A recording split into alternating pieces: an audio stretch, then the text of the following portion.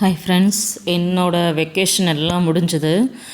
எங்கள் வீட்டுக்கு வந்திருந்தவங்க ஏப்ரல் 4 வந்தாங்க. நாங்கள் அவங்க கூட திருப்பி போயிட்டு மே 4ஆம் தேதி தான் திருப்பி திருநெல்வேலிக்கு வந்தோம்.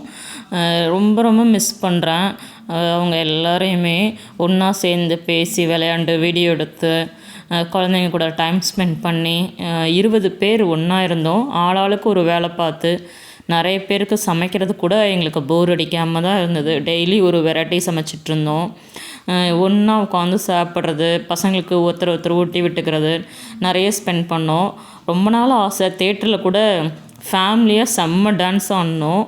அதுக்கப்புறம் டைம் கிடைக்கும் போதெல்லாம் சீட்டு விளாடுவோம். ஏன் விடிய விடிய கூட சில சமயம் சீட்டு விளாண்டுருக்கோம்.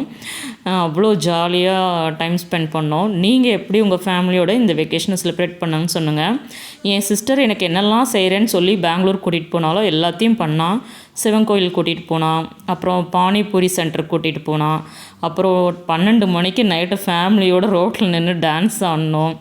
அப்புறம் எங்கள் அப்பு பப்பு பர்த்டேக்கு ரெசார்ட் போய் நல்லா என்ஜாய் பண்ணோம். குளித்து போகிற வழியில் வேனில் ஃபுல்லாக நல்லா டான்ஸ் ஆடி ஃபேமிலியாக என்ஜாய் பண்ணோம்.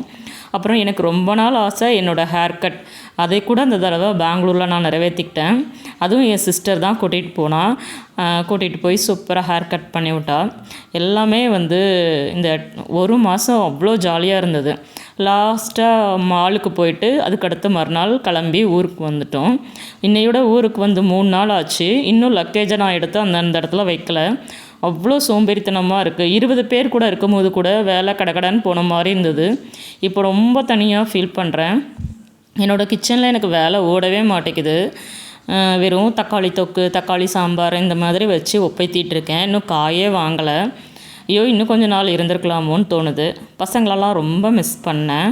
நீங்கள் உங்களோட சம்மரை எப்படி ஃபேமிலியோடு செலிப்ரேட் பண்ணுன்னு சொல்லுங்கள்.